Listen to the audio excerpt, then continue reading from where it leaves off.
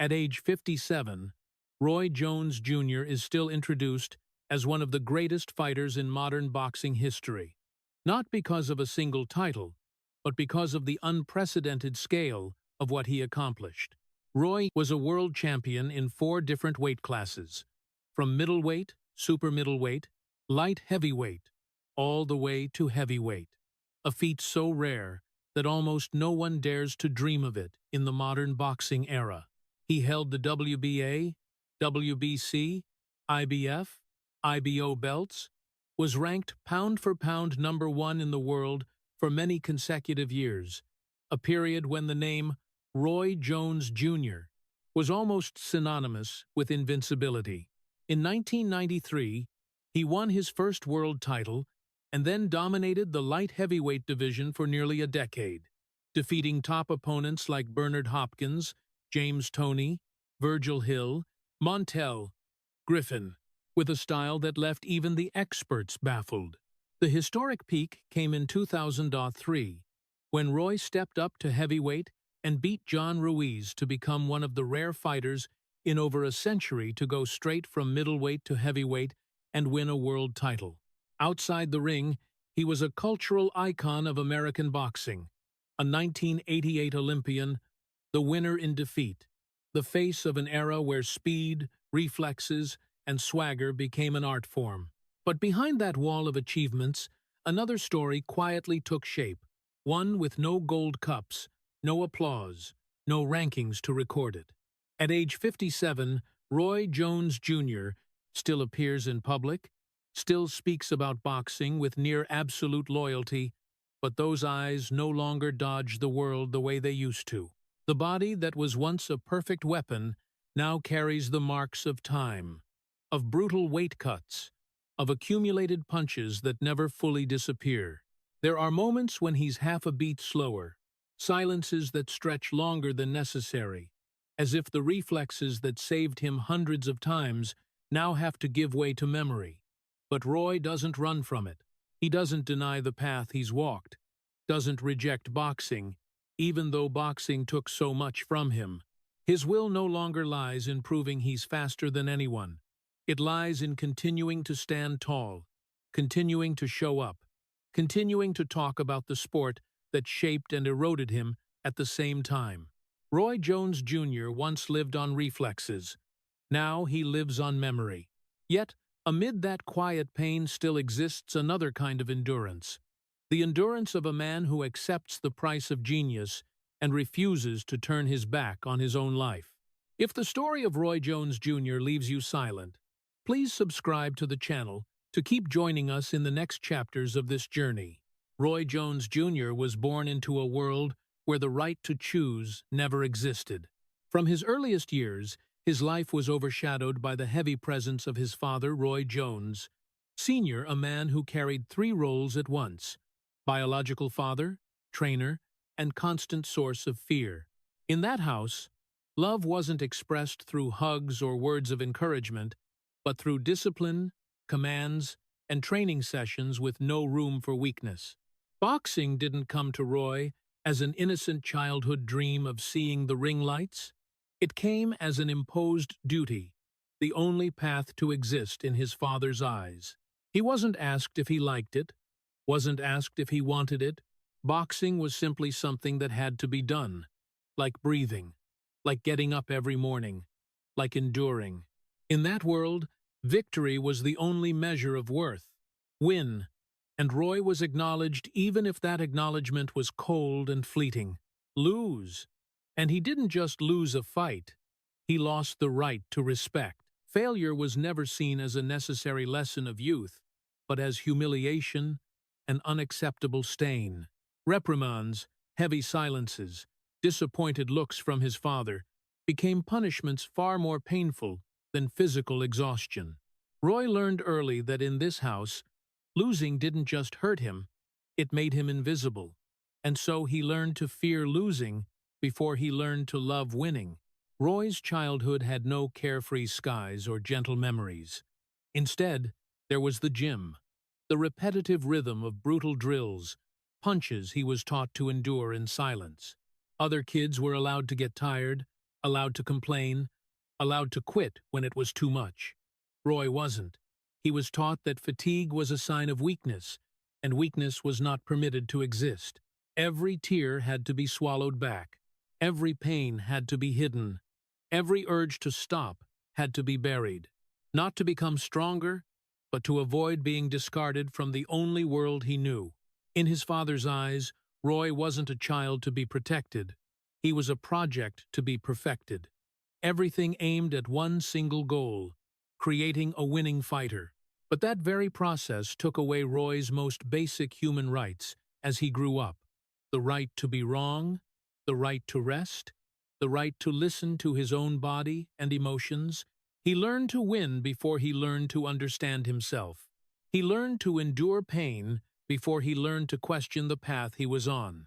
When winning became the condition for being acknowledged, the fear of failure stopped being motivation and became chains binding every decision. Gradually, boxing wasn't just a sport or a skill. It became the only language Roy knew to exist. It was how he communicated with the world, how he proved he deserved to be seen. He didn't box because he loved it. He boxed because it was the only way not to be abandoned. And in that process, a dangerous belief was deeply etched. Stopping meant failure. Stopping meant betraying all the years of endurance. Stopping meant facing a question Roy was never allowed to ask. If there was no boxing, who was he? That childhood without the right to choose created an extraordinary fighter, but it also created a man who didn't know when to walk away. While other children were taught they could rest, could change, could choose another path if needed, Roy was taught only one thing: move forward no matter what. He learned to see endurance as normal, pain as part of his identity, continuing as the only option. The curse was planted early, quietly, but persistently. Never stop. That curse followed Roy his entire life. It appeared in every decision to step into the ring one more time. In every moment, he ignored his body's warning signals, in every choice to endure rather than listen. The greatest tragedy of Roy Jones Jr. didn't begin with the punches he took in the ring. It began in a childhood where stopping was never considered an option. And from that root, every loss that followed wasn't an accident. It was the long consequence of a life programmed to never know retreat. Roy Jones Jr. didn't learn to become strong the way other kids did. He learned to shut off emotion. It wasn't a conscious decision, it was a reflex formed through every training session, every command, every time his body ached, but his mouth stayed silent. Roy was trained to endure pain as a survival skill. Pain wasn't a signal to stop. It was something to overcome. Complaining wasn't a natural response. It was a mistake. Weakness wasn't a temporary state. It was forbidden. In that world, emotion slowed the pace. It was baggage you weren't allowed to carry. And so, little by little, Roy learned to lock it away. So deep that even he forgot when he started. Boxing gradually became the only language Roy knew to communicate with the world. When there were no words for fatigue, he used punches. When fear wasn't allowed to be spoken, he used speed. When there was no room for fragility, he used silence. Every step forward in the gym was an affirmation that he still deserved to be seen. Every time he stood firm after an overwhelming session was proof he hadn't been discarded. Roy wasn't taught to listen to his body. He was taught to deny it. The body wasn't something to care for. It was a tool that had to obey. Pain wasn't a warning. It was a test. In the young mind of a child, the line between victory and existence began to blur. Every win meant staying, being acknowledged, continuing. Every loss, even just in the gym, carried the feeling of losing worth as a person. Roy didn't just fear losing to opponents. He feared being pushed aside, feared the cold look turning away, feared the heavy silence more terrifying than reprimands. And so, victory stopped being joy. It became a condition to breathe, to stand firm, to not be abandoned. Roy grew up in an environment where praise was so rare it was almost non-existent. Success was duty, not achievement. Doing well was expected. Not doing well enough was failure. In that logic, Roy had no space for pride, only the constant fear that he wasn't enough. And to fill that void, he didn't turn to words or sharing. He turned to higher intensity, heavier training, pushing his body beyond its limits. Emotion was shoved to the back, giving way to cold discipline. Numbness gradually became a familiar state, an invisible armor that let him keep going without breaking. The most dangerous thing wasn't that Roy endured pain, it was that he began to see pain as normal. When his body sent signals, he learned to ignore them. When his mind was exhausted, he learned to brush it off. The more he endured, the more he believed that was strength, and that belief was reinforced every time he won. Boxing rewarded the numbness with victory, and victory taught Roy that this way of living was right. A closed loop formed. Endure to win, win to exist, exist by continuing to endure. No stopping point, no questions, no other options. Roy didn't box for fun, because fun requires safety and freedom, things he was never given. He boxed to not be abandoned, to not become invisible in the most important eyes of his life. Every punch was a silent plea. Look at me. I'm still here. And when the outside world began to notice him, when wins piled on wins, Roy gained more proof that this numbness was working. Emotion was buried deeper, because opening it meant risk. A single slip could bring everything down, and Roy didn't allow himself that. Over time, the emotional shutdown didn't just help Roy survive in the gym, it became the foundation for how he stepped into the ring. He wasn't swept up by excitement, didn't waver under pressure, didn't flinch in the face of fear. The things that made others tremble had been removed from his system very early on, but the price paid, quietly accumulated. When emotions are buried long enough, they don't disappear. They turn into blind momentum. Roy kept moving forward not because he was happy, but because he didn't know what stopping would lead to. And so, the self-destructive mindset didn't appear as a reckless act or a clear wrong decision. It formed from consistent training, from lessons that seemed necessary, from a childhood where emotion was seen as an obstacle. Roy learned to be emotionless to survive, but that very lesson laid the groundwork for a man always ready to sacrifice himself to keep going. When boxing became the only language, all other choices vanished. Roy didn't fight for fun. Roy fought to not be abandoned.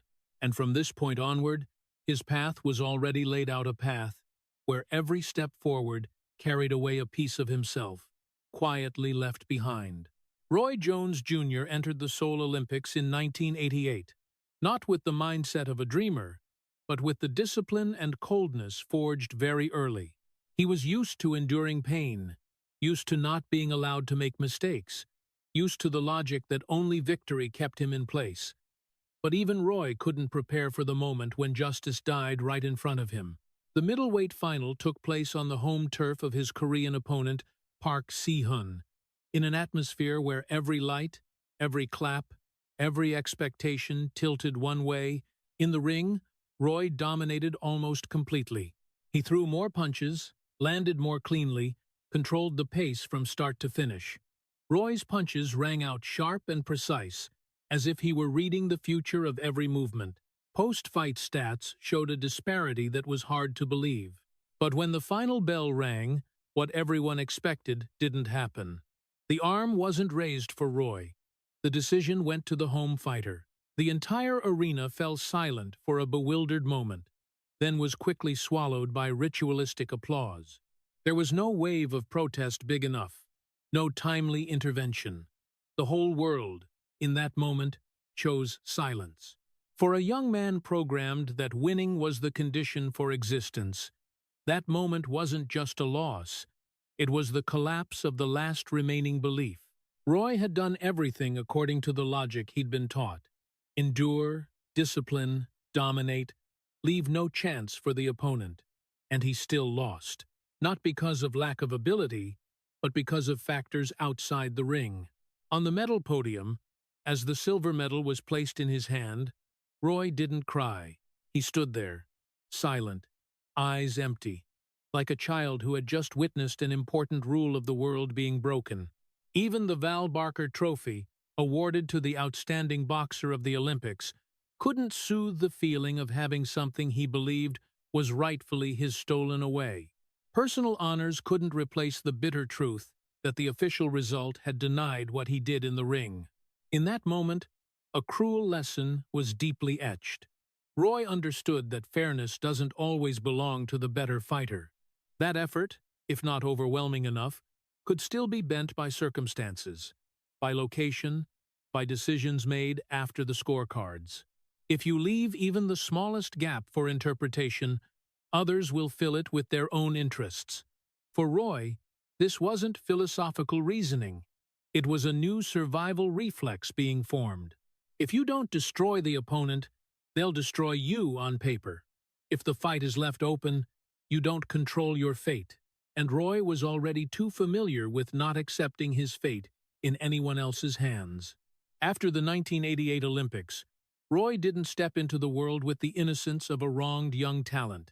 He stepped out with a belief that had been broken and rebuilt in a more dangerous way. From that moment, referees were no longer guarantors of fairness. They were variables. Rules were no longer a foundation. They were a fragile line. Roy no longer believed that fighting well is enough. He believed in fighting to the point where there was no room for argument, no room for scorecards, no room for interference. There was only one way to be safe: end the fight with absolute domination, with violence clear enough that no one could rewrite the story their way. That transformation happened quietly but completely. Roy didn't speak it out, didn't declare it, didn't protest loudly. He swallowed the lesson the way he'd swallowed every pain in his childhood. But from here, the way he saw boxing changed forever. The ring was no longer a place for fair competition. It was a place where absolute control had to be seized. Every round wasn't just part of a fight. It was a referendum on survival. Every opponent wasn't just the person in front. They were the representative of everything that could steal his result, if given the chance. That's why the 1988 Olympics didn't just take a gold medal from Roy. It took the belief that the system would protect the deserving. And when that belief vanished, what remained was a cold determination. Never let anyone else decide his fate. Roy didn't trust referees. Roy only trusted ending the fight with absolute violence. From that moment on, everything in his career carried the mark of the soul lesson.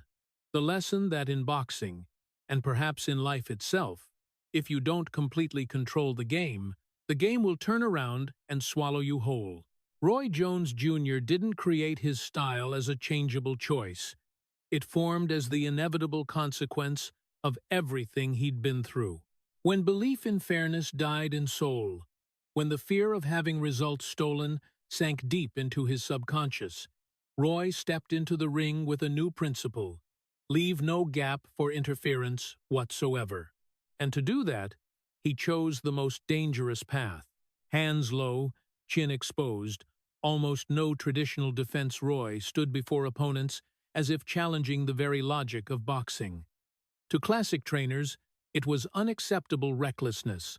To Roy, it was the only way to control the fight. He didn't defend with his hands. He defended with reflexes. He didn't slip punches with textbook technique. He vanished from the punch in the split second before others even realized danger was coming. Boxing, in Roy's hands, was no longer a memorized sequence of moves.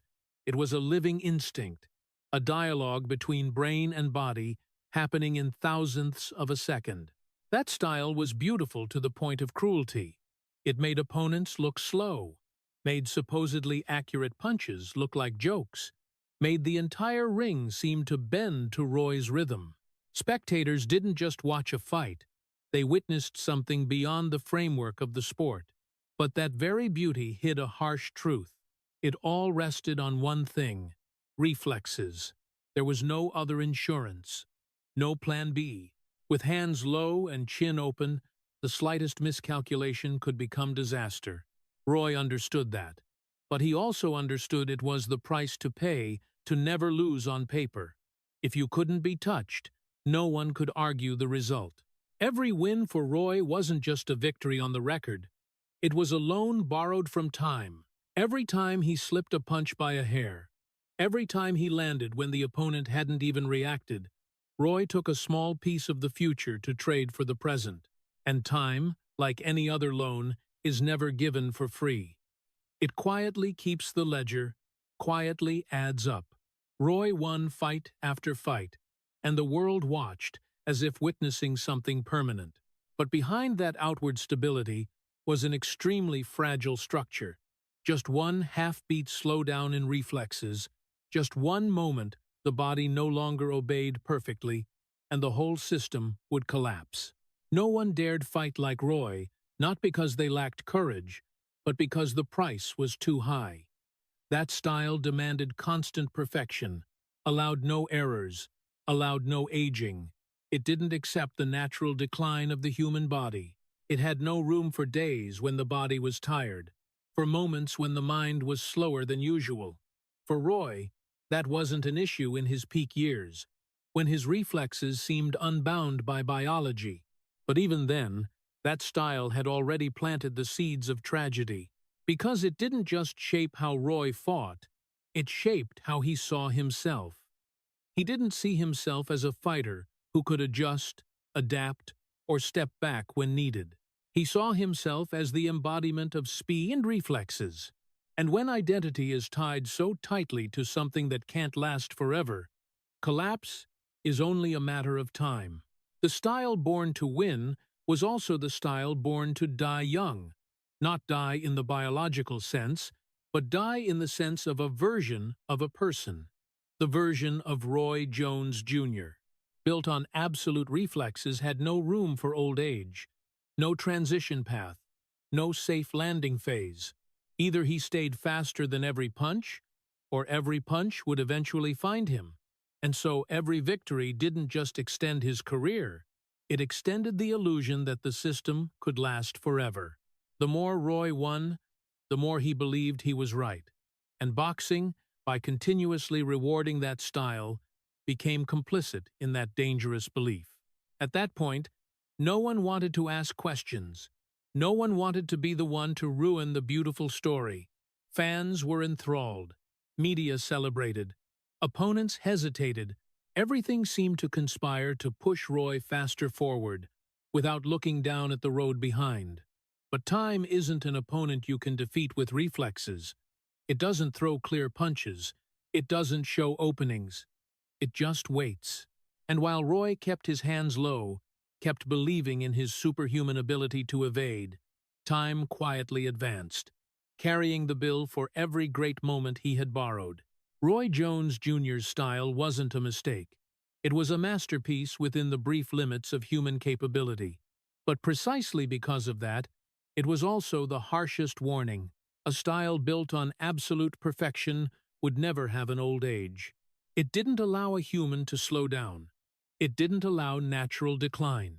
And when that inevitable moment arrived, everything would collapse all at once. This style had no old age, because from the moment it was born, it was destined to burn brightly and then fade faster than anyone who dared follow that path. Roy Jones Jr. entered the peak of his career as a phenomenon that modern boxing had never seen before. Not because of raw power, not because of sophisticated tactics, but because of something almost impossible to measure: reflexes. Roy's reflexes weren't just fast. They went beyond the ordinary logic of the sport. While most fighters needed to see, process, and then react, Roy seemed to react before the punch was even thrown. He didn't slip punches. Slipping implies the punch had come very close, that danger had already formed. For Roy, many punches simply never reached the space where he stood. He vanished from the punch's trajectory, as if his body didn't obey the usual laws of physics. Opponents threw punches with the confidence they'd caught the timing, only to find empty air in front of them. That moment left them confused, off rhythm, and right in that slowdown, Roy reappeared, landing punches, scoring points, finishing the round. Roy's speed wasn't just in his hands or feet, it was in his entire nervous system. Every movement flowed so seamlessly, it was almost without interruption. It wasn't explosive speed that faded. It was a continuous state, a flow that opponents couldn't interrupt. Boxing, in Roy's hands, became a game where the rules still existed, but the tempo had been completely altered. He made top fighters look like they were competing at a different level. Slower, heavier, outdated. People started talking about Roy as a biological exception, a case science hadn't yet explained, and those very words helped build the myth. Roy Jones Jr. didn't just excel at boxing, he was boxing's miracle. But that miracle came from nowhere else but his body. There was no protective system, no tactical structure solid enough to stand on its own. Everything Roy achieved was placed entirely on the perfect functioning of his own body. When reflexes reached their maximum, that style became untouchable. When speed surpassed every framework, risk seemed non-existent. And so Roy didn't just win, he dominated. He defeated the best fighters of his era not by playing it safe, but by playing faster than everyone. Each fight was a display of absolute superiority, where opponents didn't just lose on points, they lost in perception. They didn't know where they went wrong, because everything happened too fast to comprehend. The boxing world became intoxicated by that miracle. The media praised it, fans worshipped it, experts debated, but couldn't deny the results. Roy Jones Jr. was placed in a position very few fighters ever reached, the symbol of an era. But in the process of building that myth, a dangerous truth was obscured. When all greatness was placed on the body, when there was no other foundation to rely on, everything became far more fragile than it appeared. Roy didn't need to change his style, because the style was working perfectly. He didn't need to learn how to fight slower because no one had forced him to. He didn't need to prepare for the day reflexes declined because that day seemed too far away, even non-existent in the imagination of a man winning non-stop. In this phase, Roy's body wasn't just a tool. It was belief. It was proof that the path he walked was right. Every narrow escape from danger, every counterpunch landed while the opponent was still stunned, reinforced that belief. Boxing kept rewarding him, and Roy kept paying by placing another piece of his future on the table. But like every other miracle, Roy's miracle wasn't created to last forever. It was built on one harsh condition. The body had to operate at near-perfect levels at all times. No margin for error, no buffer for age, no plan B. In those years, few dared to ask questions. When a fighter won with absolute dominance, every warning sounded out of place. Talking about risk then felt like shattering a dream the entire sport was obsessed with. Roy had no reason to doubt himself either. He had come this far thanks to his body, and his body had never betrayed him.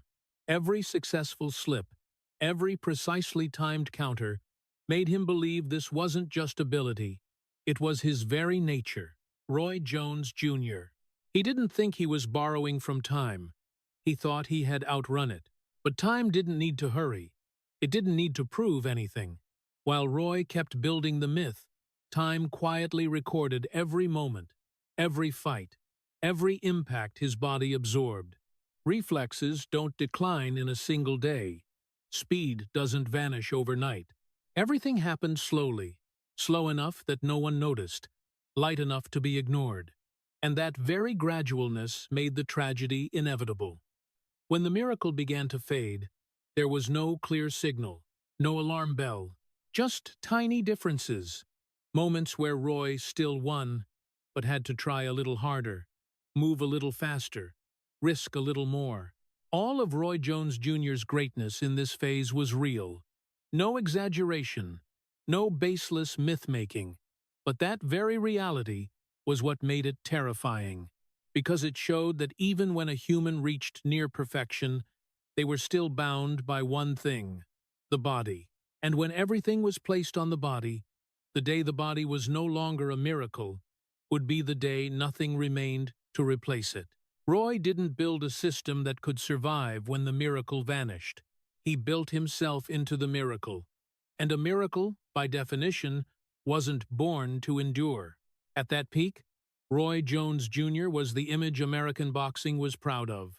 But right in that pride, the seeds of tragedy had been fully sown. When the miracle disappeared, nothing would take its place. And the most painful part was that no one, not even Roy, wanted to believe that moment would eventually come. Roy Jones Jr. reached the pinnacle that most fighters only dared look at from afar, a position called by a cold but powerful name, pound for pound #1 in the world. There, weight classes no longer mattered. Debates about opponents vanished. Only the question remained: who was the best, the most complete, the most dangerous? And for many consecutive years, the answer barely changed. Roy was undefeated not just on the record, but in the way he made top fighters look like they were chasing a shadow. Victories piled up. Belts were collected. Praise covered every newspaper. American boxing found in Roy the perfect icon.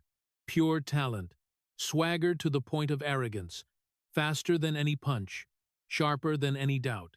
But right at that peak, a cold truth began to emerge. Roy never stopped to enjoy it. Roy's peak had no moments of rest, no pauses to look back, no feeling of enough. Every victory, instead of bringing satisfaction, became a reminder that he had to keep going. The world had grown accustomed to Roy winning, and Roy had grown accustomed to not being allowed to lose. When you're placed at the very top, every eye watches not to share joy, but to wait for the moment you fall. Roy understood that more deeply than anyone, and so he didn't allow himself to slow down, didn't allow his body more rest than necessary, didn't allow himself to believe what he'd achieved was enough for one lifetime. Undefeated, but not at peace. Every new fight wasn't just title defense, it was defense of identity. Roy didn't just defend belts, he defended the image of an untouchable man, and that image demanded constant perfection. A single small mistake could shatter the whole story. One unconvincing round was enough to plant seeds of doubt. In that context, the peak stopped being a reward and became pressure. Roy didn't stand at the top like a victor, admiring the view. He stood there like a guard, always tense, always ready for the next threat. The scariest thing was that Roy didn't know fear, not because he was unaware of risk, but because fear had been removed from his emotional system very early. Childhood didn't allow fear. The Olympics didn't allow trust. His fighting style didn't allow hesitation. All of it combined into a man who only knew how to move forward. While the body was still a miracle, that fearlessness looked like courage. But inside, it was a sign of something more dangerous: the absence of limits. Roy had no natural stopping point. He had no internal signal telling him it was time to ease off. When you don't know fear, you also don't know how to protect yourself. At the pound-for-pound peak, Roy fought as if every bout was a final statement. He didn't fight for safety. He fought to dominate. No room for doubt, no space for argument. The clearer each victory, the greater the pressure for the next one.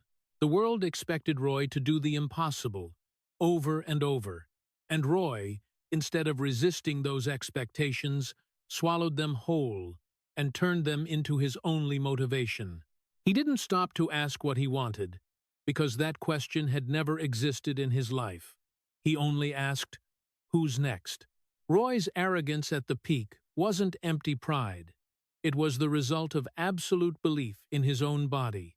When you've slipped hundreds of punches by a hair, when you've baffled the best fighters in the world, it's hard to believe anything could slow you down. And so Roy didn't prepare for the day the miracle weakened. He didn't build another version of himself for the future.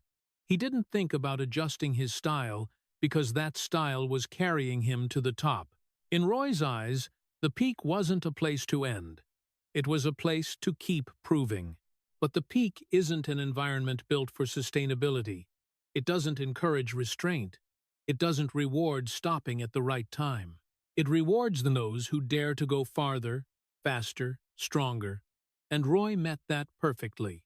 Every time he stepped into the ring, he carried not just skill, but the expectations of a sport that had placed its pride in him. American boxing saw in Roy an image to showcase its superiority. The media saw a figure to build myth around. Fans saw someone who couldn't lose. In all those gazes, there was no room for fragility. Roy didn't enjoy the peak because the peak didn't allow enjoyment. It demanded constant vigilance. It devoured time, energy, and even the ability to listen to oneself. When everything revolved around maintaining the number one spot, the human being behind the titles gradually disappeared. Roy was no longer seen as an individual with limits, but as a winning machine.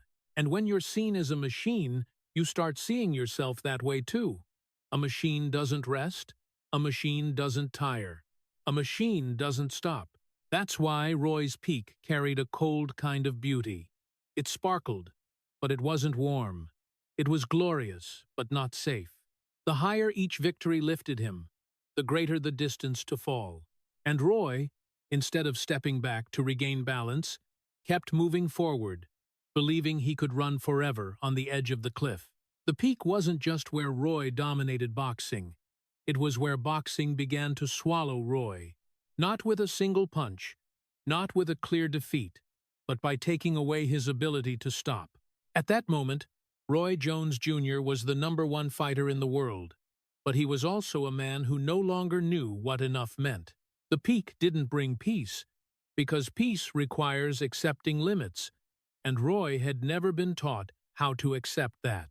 He didn't enjoy the peak. He was swallowed by the peak slowly, but inevitably in the non-stop applause of a world that only looked up and never asked, "When is enough?" Roy Jones Jr. stepped into the biggest decision of his life, not as a reckless fool, but as a man far too accustomed to crossing boundaries. At the pound-for-pound peak, when no weight class posed enough challenge anymore, Roy looked to heavyweight as a final statement. If the miracle in his body was real, it had to stand firm in the harshest place. Heavyweight wasn't just a weight class. It was the domain of mass, of pure collision, of punches, where even a tiny miscalculation could end everything. And Roy, with a body programmed for speed and reflexes, chose to step into it. Not to prove anything to anyone else, but to prove to himself that biological limits didn't apply to him. The move up to heavyweight didn't happen overnight. It was a series of days where his body was stretched in ways it had never been before, gaining muscle, gaining power, enduring training sessions that forced his nervous system to learn a new language. For Roy, it was a complete restructuring. A body once accustomed to lightness and agility now had to carry extra mass, absorb greater impact forces, work in a biological environment it wasn't built for. But at that moment, every warning signal was drowned out by a belief nurtured his entire life. If he wanted it, his body would obey. Roy didn't see himself as trading anything away, because he was used to winning by trading. The fight against John Ruiz was a historic moment written in both glory and risk. In the ring, Roy didn't become a typical heavyweight. He didn't stand and trade power. He brought the speed of the lower weight classes, brought the reflexes that had made his name, and imposed them on a world accustomed to a slower pace. Roy won by difference, by making a heavyweight champion chase something he couldn't touch. When Roy's arm was raised, history was officially recorded. A fighter who started at middleweight had conquered heavyweight. The world was stunned. Boxing celebrated. The myth expanded by another chapter. But history usually records only the result, not the price. In that victory, Roy's body had to do what it wasn't designed to do. It didn't just endure added weight, it endured a shift in biological rhythm. Reflexes that had saved him hundreds of times now had to operate in a heavier, slower body under greater force. The impacts in heavyweight were unlike anything he'd experienced. They didn't just affect muscle, they transmitted straight into bone, into the nervous system, into areas reflexes couldn't compensate for forever. Roy won the fight, but his body remembered every collision in its own way. The win over John Ruiz wasn't the destination. It was the flashpoint of a bigger conflict. Roy had proven his genius could challenge biology, but biology isn't an opponent defeated by one victory. It doesn't react immediately. It waits. It adapts. It keeps score. And while the world praised Roy as a phenomenon beyond his era, his body began carrying silent changes. No obvious injury, no moment of collapse. Just very small differences in sensation, in breathing, in how the body recovered after each session. Roy didn't notice it right away. Or maybe he did notice, but wouldn't allow himself to believe. Because believing his body was taking damage would mean facing a question he didn't want to answer. Does the miracle have limits? And Roy had never lived with limits. Moving up to heavyweight wasn't just a physical test for him, it was a declaration of identity. He wasn't a fighter bound by weight classes. He was Roy Jones Jr., the one who existed by breaking every framework. But breaking biological frameworks had pushed him into the most dangerous zone, the zone with no way back. After the victory, the biggest question wasn't whether Roy could beat heavyweights, but whether his body could return to its original state. Gaining weight had been hard. Safely losing it afterward was exponentially harder. But at that moment, Roy didn't see that future. He only saw the brilliant present, where his name was mentioned in the greatest debates in boxing history. And as always before, he chose to continue. Not because he was greedy, but because he didn't know how to stop while winning. Heavyweight gave Roy a historic win, but it also placed him in an invisible war. This was no longer a fight between two men in the ring. This was a fight between Roy and his own biology. Every training session, every fight after that, took place in a body stretched beyond its original design limits. Reflexes were still there, but working harder. Speed still appeared, but no longer as effortless. Those differences were too small to become warnings, but big enough to accumulate. Roy wasn't fighting opponents when he moved up to heavyweight. He was fighting something faceless, with no referee, no scorecards. He was fighting his own body, the adaptability of his nervous system, the limits of bone, muscle, and time. And in that fight, there were no clear moments of victory, only bills recorded for the future. History remembers Roy Jones Jr. as the heavyweight champion from middleweight. But history doesn't see that right at that moment, the tragedy had been triggered. Not loudly, not dramatically, just quietly and irreversibly. Roy Jones Jr. didn't die in a dramatic moment, didn't collapse from a fateful punch that made the whole world hold its breath. His downfall began much more quietly, in the rapid weight cuts after the heavyweight journey, a process as silent as draining blood from himself. From a body already stretched beyond biological limits, Roy had to return to the familiar weight classes where speed and reflexes had once been his absolute domain. But the human body isn't a rubber band that can stretch and snap back without cracks. Rapid weight loss didn't just remove weight. It removed water, removed energy, removed stability from the nervous system, the foundation of everything great Roy had achieved. That process happened with brutal discipline, with the belief that a body that had always obeyed would continue to obey. And in that belief, Roy didn't see what was happening inside him. Reflexes don't vanish overnight. They leave bit by bit, small enough not to cause panic, slow enough to be rationalized, half a beat slower at the end of a round, a moment standing slightly off the punch's path, a counter landed a fraction late. For most fighters, those are clear signs of decline. For Roy, they were just temporary adjustments, momentary fatigue, natural consequences of cutting weight. He was used to overcoming pain and discomfort with willpower, so he believed he could overcome even the subtlest warning signals. The brain that once processed danger in thousandths of a second now had to work in a body whose structure had changed. But the brain isn't designed to adapt that quickly. It needs time, needs stability, needs things rapid weight cuts don't allow. The most dangerous part was that Roy didn't notice right away. He still won the early fights. He still landed accurately. He still slipped most punches. Those results became false proof that everything was still fine. Boxing kept rewarding him, and Roy kept believing his body would rebalance itself. But while the scorecards recorded wins, his nervous system was paying the price. Every impact, even those not strong enough to knock him out, affected a weakened foundation. Punches that once grazed now touched lightly. Moments that once felt safe now carried risk. The differences were too subtle for fans to notice, too small for headlines, but big enough to alter the trajectory of an entire career. No one dared speak the truth, not because they didn't see it, but because they didn't want to be the first to shatter the illusion. Trainers, the team, everyone around Roy knew he wasn't someone who easily accepted hard truths. His whole life, he'd been taught that stopping was weakness, that doubting himself was betraying all the years of endurance. Telling him his reflexes were slowing was like asking him to abandon his very identity. So advice became vague, warnings wrapped in careful language, red flags called by other names.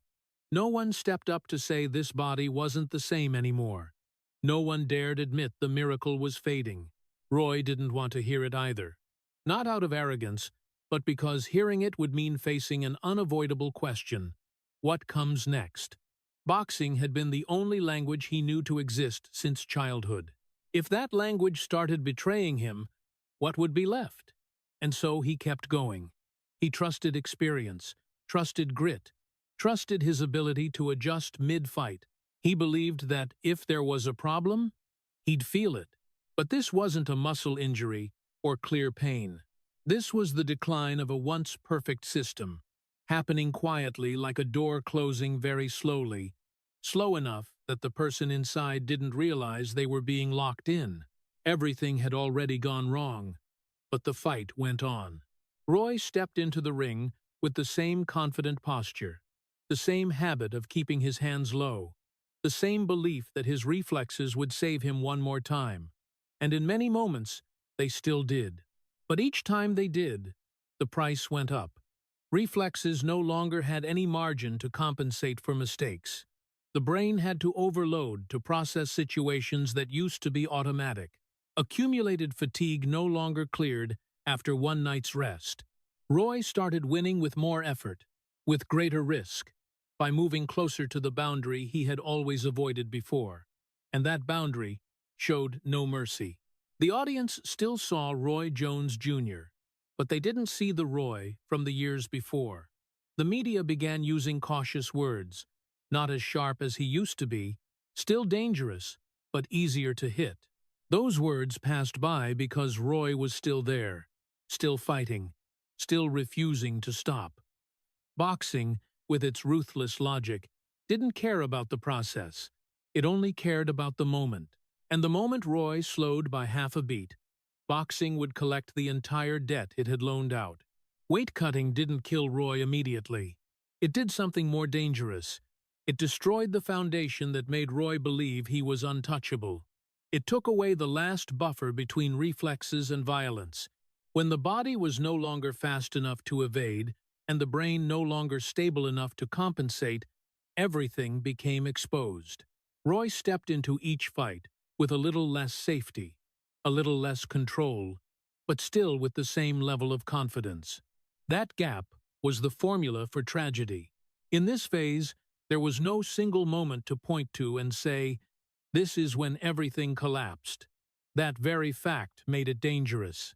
This invisible collapse allowed Roy to keep going, allowed everyone around him to keep going, allowed boxing to keep exploiting a legend that was gradually losing what made it a legend. Everything had already gone wrong, but the fight went on because no one wanted to be the one to stop the music at a party where the lights were still on. And, while the bell kept ringing, Roy Jones Jr. stepped deeper into the most dangerous zone of his career, the place where the miracle was no longer strong enough to protect him, but the belief still refused to disappear. Roy Jones Jr. didn't enter his tragedy with one single moment that made the whole world scream at once. He entered it through punches that used to be harmless, punches that, at his peak, he had evaded hundreds of times as a natural reflex. But now, with the invisible foundation cracked, those punches started finding their mark. Not immediately, not with devastating power, but with the tiniest delay of the body, half a beat enough to turn safety into danger. Moments that once passed like wind now felt heavy. Counters that once ended rounds now opened gaps. And boxing, a sport that forgives no deviation, began collecting its debt. When the first knockout happened, the world froze in shock. Not because Roy got hit, that had always happened, but because of the way he went down. No more familiar smoothness, no timely step back, no instant counter to restore order. Roy went down like an ordinary human being, and that very ordinariness left everyone speechless. Punches that once only grazed now carried the weight of a verdict. No one dared believe that moment had arrived. The media searched for explanations. Fans talked about a bad night, about tactical errors, about lucky opponents. But deep down, a shared fear began to form. Something had changed forever. The subsequent knockouts didn't come like thunder. They came like cold reminders. Each time Roy stepped into the ring, the memory of invincibility was challenged a little more. The punch arrived earlier than expected. The distance closed faster than imagined. And when Roy could no longer vanish from the dangerous path, boxing did what it always does: end the fight. The world went silent, not just because a legend fell, but because it realized what made the legend was no longer there to protect him. Roy wasn't afraid of pain. Physical pain had never been what made him flinch. He had endured pain since childhood, gotten up after brutal training sessions, gotten used to treating pain as part of the job. But these knockouts carried a different pain, the pain of recognition. When you get hit in a place where you were always safe before, you don't just lose a round, you lose a piece of identity. Roy began facing the question he had dodged his whole life. If reflexes no longer saved him, who was he in this ring? Each time he went down was a time the world saw Roy in a way it never had before. Not as a biological exception, not as a miracle, but as a human bound by rules. Slow-motion replays, technical breakdowns, sharp commentary began to appear. People dissected every moment, every deviation, every decision. But those analyses never touched the most important thing: the silent panic of a man realizing the only tool he had was no longer absolutely trustworthy. Roy still got up. He always got up. That's what made this story hurt even more. He didn't go down in the sense of quitting. He went down and continued, went down and stepped back into the ring again, as if stopping was more terrifying than getting hit. Each knockout didn't make him fear violence. It made him fear the emptiness behind the violence. Because if boxing at its highest level was gone, Roy had to face the void where his identity once stood. The audience began shifting from amazement to worry. Applause became hesitant. Cheers carried doubt. No one wanted to witness another fall, but no one knew how to stop it. Boxing, in its coldness, has no mechanism to protect legends from time itself. It only has the bell, the rounds, and the result. And when Roy stepped in each time with a little less reflex, a little less safe distance, the outcome became more unpredictable than ever. The punches that once were harmless now became death sentences, not because opponents had suddenly become mysteriously stronger, but because Roy had lost that decisive thousandth of a second. That thousandth of a second used to be his entire career. It used to turn danger into a joke. When it disappeared, everything became raw. Roy couldn't negotiate with time, couldn't ask boxing to wait just a little longer. Each time he stepped into the ring, risk was no longer an abstract concept. It was a living reality in every breath. And amid all those knockouts, the most painful thing wasn't the image of Roy hitting the canvas. It was the look in his eyes when he got up, the eyes of a man searching for himself in a space that had changed. He wasn't afraid of pain. He was afraid of losing himself, afraid that when the bell rang, what stood up wouldn't be the Roy Jones Jr. of the glorious years, but a stranger version, fragile, no longer protected by the miracle that had defined his entire life. And it was that very fear that turned each knockout into tragedy, made flesh not just in the ring, but in the mind of a man who had spent his whole life making sure he was never touched. Roy Jones Jr. didn't keep fighting because he didn't see the knockouts, didn't hear the warnings, or didn't understand the risk. He kept fighting because stopping in his inner world was an unacceptable act. Stopping wasn't simply hanging up the gloves. Stopping was turning his back on the entire value system that had raised him since childhood. Roy's childhood didn't teach him how to choose. It taught him how to endure. There was no right to say enough, no space to listen to the body, no concept of safety. Every training day was a lesson that if you stop, you lose worth. And when a child grows up with that lesson, it doesn't fade with the years. It becomes the operating foundation of the adult. Stopping carried an even deeper, more painful meaning, admitting that his father had been wrong. In Roy's world, his father wasn't just the man who fathered him. He was the measure of worth, the voice of judgment, the darkness and light at the same time. Roy's entire childhood was built on an unspoken promise. Victory would bring recognition. When Roy kept winning, that promise seemed fulfilled. But when the body began to betray, when knockouts could no longer be avoided, stopping meant looking straight at an unbearable truth, that all those years of endurance might not have been necessary to that extent. For a man programmed to prove, accepting that hurt more than any punch. Stopping also meant losing the name he had built his whole life. Roy Jones Jr. wasn't just a fighter. He was a style, a collective memory, a symbol of speed and reflexes. When you become an icon, you no longer belong to yourself. Each time he stepped into the ring, Roy didn't just carry his body. He carried the expectations of the audience, the history of American boxing, and the story everyone wanted to believe. In that context, stopping wasn't rest. It was vanishing.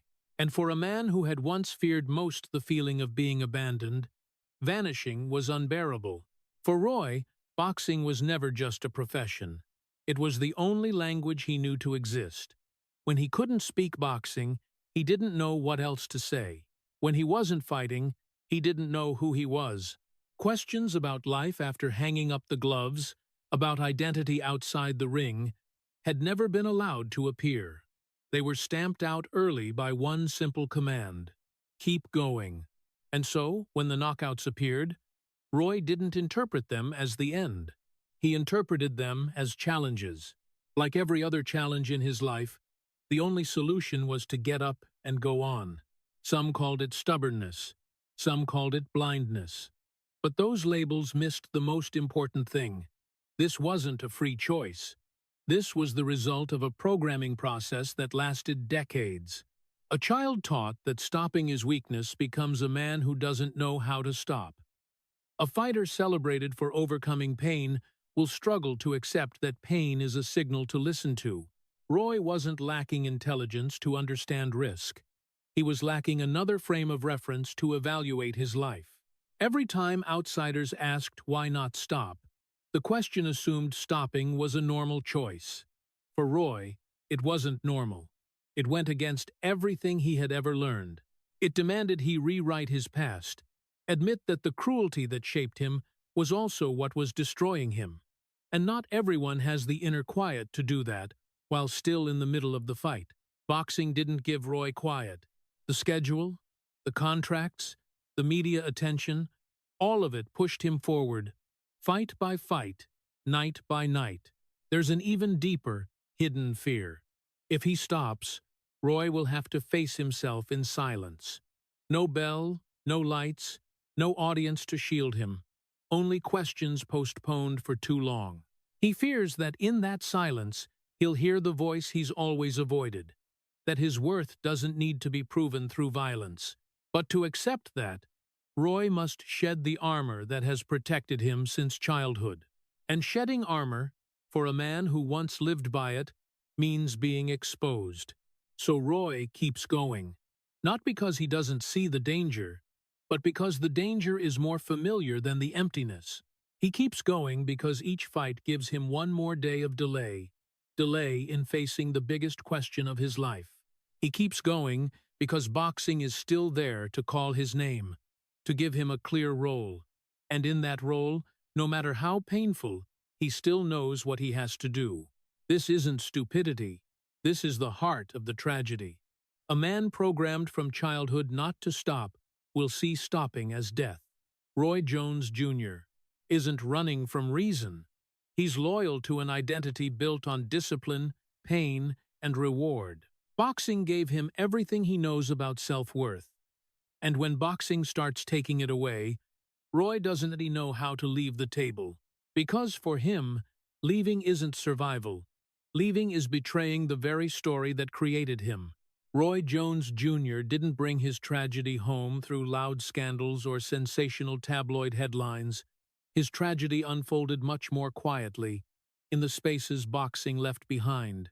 Roy's family always existed outside the ring, in a different space where no bell rang and no one kept score. But precisely because of that, they also always stood outside the world Roy considered the center of existence. His marriages didn't break from betrayal or scandal, but from prolonged absence, from a man who was always there physically, but whose mind was stuck in the next round. Roy loved his family in the way he knew how. He provided, protected, took pride in being a father. But boxing always came first, not because he undervalued family, but because boxing was the only thing he'd been programmed to prioritize. When training called, everything else had to step back. When a fight approached, emotions had to be set aside. His family learned to live with that, learned to wait, learned not to ask too much. The children grew up in a home where their father was a legend, but also someone frequently absent, not because he didn't want to be home, but because he didn't know how to stay without carrying boxing in his head. Roy's relationships cracked not with big arguments, but with accumulated exhaustion. A marriage can withstand pressure for a while, but it's hard to survive when it's always second to a career that's never satisfied. Roy came home after fights with an aching body, a tense mind, and unanswered questions. In those moments, he wasn't a fully present husband or father. He was a fighter, recovering, preparing, thinking about the next one. His family saw him, but couldn't reach him. The painful part is that Roy wasn't numb to the distance. He recognized it, but didn't know how to fill it. Boxing taught him how to endure pain, how to fight, how to get up. It didn't teach him how to stop and be present.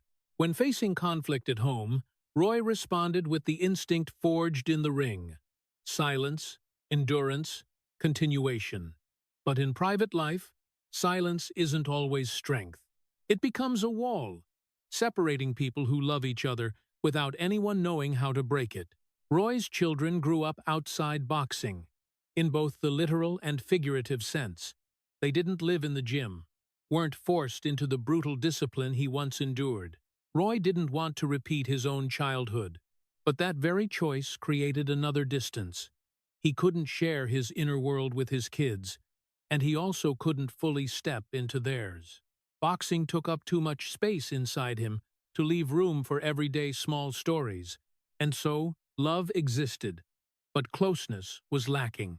There were no scandals because Roy always maintained personal discipline, no moral falls that outraged the public.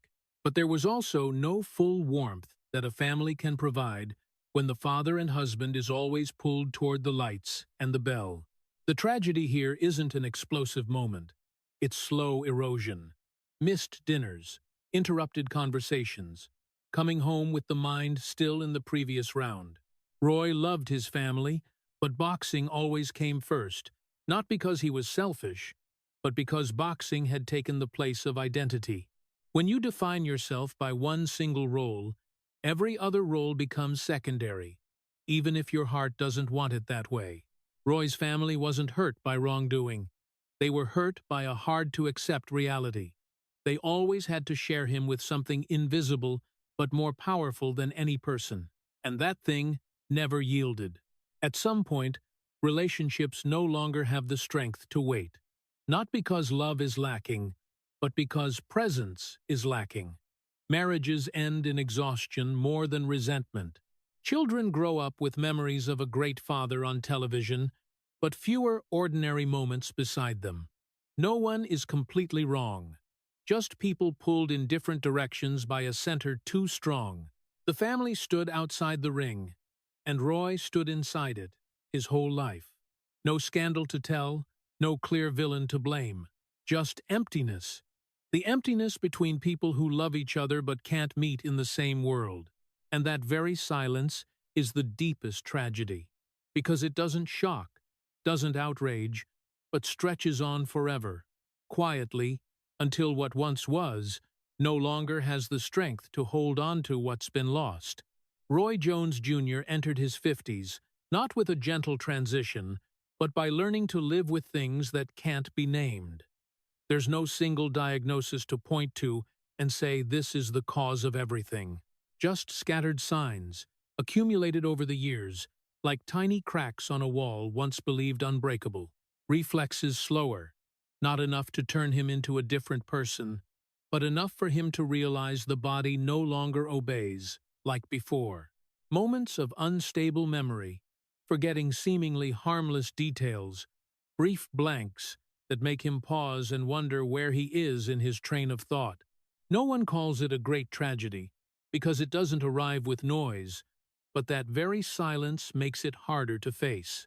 Accumulated damage doesn't appear as a fresh wound. It lives in every movement, every morning, waking up feeling heavier than yesterday. It's in the pains that are no longer intense but persistent, in the unexplained fatigue even when the day before wasn't overly taxing. Roy had been used to pain his whole life, but this is a different kind of pain. It doesn't challenge, doesn't trigger fighting instinct. It just stays there, persistent, reminding him that time has passed and left marks. And for a man once defined by surpassing every limit, accepting those marks is a completely new battle. What's notable is that Roy doesn't disappear. He still appears in public, still talks about boxing, still analyzes fights with the sharpness of someone who lived fully in the sport. He doesn't hide from the past, doesn't dodge questions about his career, about the knockouts, about the confusing years when he refused to stop. But that presence isn't a sign of complete stability. It's a sign of habit. Roy knows how to stand under the lights. He knows how to talk about boxing like a native language. When he's in that space, he's still himself, or at least the version he's most familiar with. Not because he's okay. Anyone watching closely can see the difference. Eyes no longer dart as quickly. Pauses last longer before answering. Small silences slip into the conversation, but Roy accepts it the only way he knows. By continuing, he doesn't try to prove he's still the same. He just doesn't know another way to live. Boxing gave him structure to exist his whole life. When that structure is no longer perfect, he still clings to it, because there's no alternative. In his 50s and beyond, Roy lives in a gray zone. No longer the untouchable legend, but not fully someone who has left the game. He carries the memories of the glorious years and the consequences of irreversible decisions. Each time his career is mentioned, there's pride, but also heaviness. Not regret in the usual sense, but the awareness that the price has been paid in full. Roy doesn't tell his story as a complaint. He tells it as a fact that happened, no embellishment, no plea for sympathy. There are days Roy feels sharp. There are days he realizes his mind no longer keeps up with his thoughts. That instability is the hardest part, because it doesn't allow easy adaptation. A broken bone can heal on a clear timeline. A flickering memory has no schedule. It comes and goes on its own terms. And Roy, who once controlled everything with reflexes and discipline, now has to learn to accept uncertainty. This is a lesson boxing never taught him.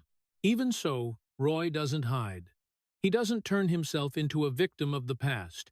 He speaks about what happened with rare honesty, not to justify, but to put everything in its right place. He understands that the perfect image is no longer necessary. At this age, keeping honesty matters more than keeping the glow. And in that honesty, Roy allows others to see a more complex human being than the legend that was once built. Living with things that can't be named also means living without a complete explanation. Roy doesn't know exactly what took away his reflexes, what made his memory more fragile. He only knows that it's all the result of a path he chose very early on, and he accepts it as part of his identity. No resentment, no denial, no polishing, just the presence of a man who went all in on the only choice he ever knew. Roy Jones Jr. in his 50s and beyond no longer fights in the ring, but he still fights in everyday life. Not to win, but to survive with dignity. He still shows up, still speaks, still shares, not because he's okay, but because he doesn't know how to live any other way. Boxing taught him how to stand firm when everything around him collapsed. And now, when the collapse is inside, he applies the old lesson to a new reality. No glamour, no miracle, just a man who keeps walking, carrying what can't be named, but refusing to let it define his entire being. Roy Jones Jr. entered a phase no fighter is ever prepared for, when the world stops cheering. Not because he did anything wrong, not because of a scandal that turned the public away, but because the story changed its tone. The explosive applause that once greeted his every appearance gradually gave way to sighs. The admiration once reserved for his speed and reflexes now yielded to worried glances. Roy was no longer seen as the embodiment of the impossible. He became a living reminder of the cost of greatness stretched too long. And that shift, though quiet, hurt more than any punch. Society loves legends when they win, but society doesn't know what to do with legends when they age, slow down, and carry the consequences of what once made them great. Roy felt that in the way people talked about him, no more questions about who could beat Roy Jones Jr., but is he okay? No more eager anticipation, just caution. The legend began to be mentioned as a cautionary tale, not to celebrate, but to warn. And when a living person is turned into a lesson, that pain is social, not just personal. The public shifted from admiration to pity very quickly, because pity is easier than facing responsibility. When Roy was at his peak, the world enjoyed the extraordinary moments without asking what price created them. When the miracle faded, the world stepped back and called it an inevitable tragedy. Roy became a quoted image in discussions about safety, about when to stop, about boxing's cruelty. All of it true, but none of it eased the feeling of being left behind. Because Roy didn't fall in silence. He was still there, still alive, still fully feeling the change in how people looked at him. Pity is also a form of pain. It strips away equality. It turns a man once engaged with challenge into an object of concern. Roy felt that when his name was spoken in lowered tones, when technical analysis gave way to questions about health, when his media presence carried a layer of careful emotional padding, no one wanted to hurt him. But that very caution created distance. Roy didn't need the world's pity. He needed to be seen as a man who had paid the full price for his choices. In this phase, the legend no longer belongs to the present. It's placed in the past, framed by old videos and glittering stats. The present human stands outside that frame, left to deal with what remains. Roy hears people talk about him in the past tense, as if what he is now no longer fits the story. That's the social tragedy. Celebrate when convenient, worry when uneasy, and keep distance when you don't know how to cheer anymore. Roy doesn't resist that change. He doesn't demand the return of the roars, but he feels very clearly the loneliness it brings. When the world stops cheering, silence isn't always peace. It can be the withdrawal of interest, a sign that the story has been told to society's satisfaction. But Roy is still living in that story, still carrying its consequences, still waking up every day with memories and a body that's been through too many rounds. A legend mentioned with worried tones is no longer a legend to dream about. It becomes a warning for the next generation. Roy understands that role, but understanding doesn't mean it doesn't hurt, because every time he's used as an example, he's reduced to a lesson, while his life is far more complex. No one asks about what he overcame, the silent sacrifices, the moments he got up when no one was watching. Society needs a tidy story. Humans are never that tidy. When the world stops cheering, Roy stands between two realities. On one side is the glorious past, recalled with distant reverence. On the other is the fragile present, handled with cautious pity. In between is a man who refuses to be framed, on either side. He doesn't deny the tragedy, but he also doesn't want to be defined only by it. And that very tension creates the deepest social pain, being seen, but not truly met. Pity is also pain because it comes from others' helplessness in the face of a story that no longer fits the cheers. Roy Jones Jr. doesn't need the world to cheer forever. But when the cheering stops, what he faces isn't quiet. It's an emptiness where the legend once stood. And in that emptiness, he has to learn to exist as a human being, no longer lifted by the sound of the crowd, but also refusing to be buried by society's worry. Roy Jones Jr. at age 57 no longer stands before the world as an unsolvable puzzle. He's also no longer the miracle that forced boxing to rewrite its own logic. The man today steps into the light in a very different form, slower, heavier, more vulnerable, no longer untouchable, no longer slipping every punch, no longer feeling that time will always make way. But Roy still stands. And in a world where boxing has taken almost everything, standing becomes the final victory no one hands out a trophy for. Roy doesn't hide. He doesn't vanish from collective memory, doesn't dodge the slow-motion videos where he went down, doesn't avoid the uncomfortable questions about the years he refused to stop. He shows up with everything that's left, not covering the fragility, not polishing the past, not pretending everything is fine. At this age, pretending is another form of betrayal. Roy chooses honesty. And that honesty doesn't carry a heroic pose. It carries the weary posture of a man who went all in on the only road he ever knew. There are mornings Roy wakes up with a stiff body, with a mind that needs extra time to sort thoughts. There are days memory arrives slower than expected, as if the brain is retracing paths in a city bombed and scarred. Those signs aren't named into a specific disease. They exist as consequences, as aftershocks, as echoes of hundreds of rounds gone by. Roy doesn't deny them. He also doesn't use them to beg for sympathy. He lives with them, because that's the only way to keep existing without lying to himself. What makes this story utterly tragic isn't the knockouts, isn't the fading glow, it's the clarity of the price. Roy understands that boxing gave him everything he knows about self-worth. It gave him fame, money, a place in history, but it also took away the ability to stop in time, took away peace, took away parts of body and mind it never returned.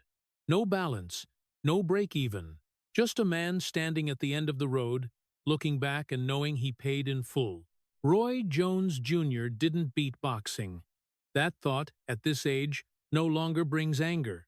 It just brings quiet. Boxing is a world not designed to have a final winner. It only has those who last longer than others. And Roy lasted a very long time, longer than most, through a style that demanded a terrifying price. When the miracle was there, the world called him genius. When the miracle faded, the world called him a lesson. But Roy didn't live to become a lesson. He lived to survive in a system that shaped him from childhood. At age 57, Roy isn't seeking redemption. He doesn't need an apology from boxing because boxing has no language of regret. He also doesn't need more glorification because the glory was full and also proved unable to protect the human behind it. What Roy does is keep showing up with his truth, talking about boxing not as a victor, but as a survivor. And that survival isn't glamorous. It's quiet, heavy, sometimes lonely. One thing Roy has never completely lost: the will to get up, not to prove anything to the world, but to not betray the child who once learned not to stop. The difference is that today, he understands getting up doesn't have to mean stepping into the ring. Getting up can just mean walking out the door, appearing in public, speaking the truth without evasion. For a man once programmed to hide weakness, that's a different kind of courage. Roy doesn't deny his past. He doesn't say he wishes he'd stopped earlier in the way of cheap regret. He knows that if he could go back with the same childhood, the same programming, the same fear of being abandoned, he would still walk that path. That doesn't make the story lighter. It makes it more honest. The greatest tragedy isn't in making the wrong choice. It's in never having any other choice. Roy Jones, Jr.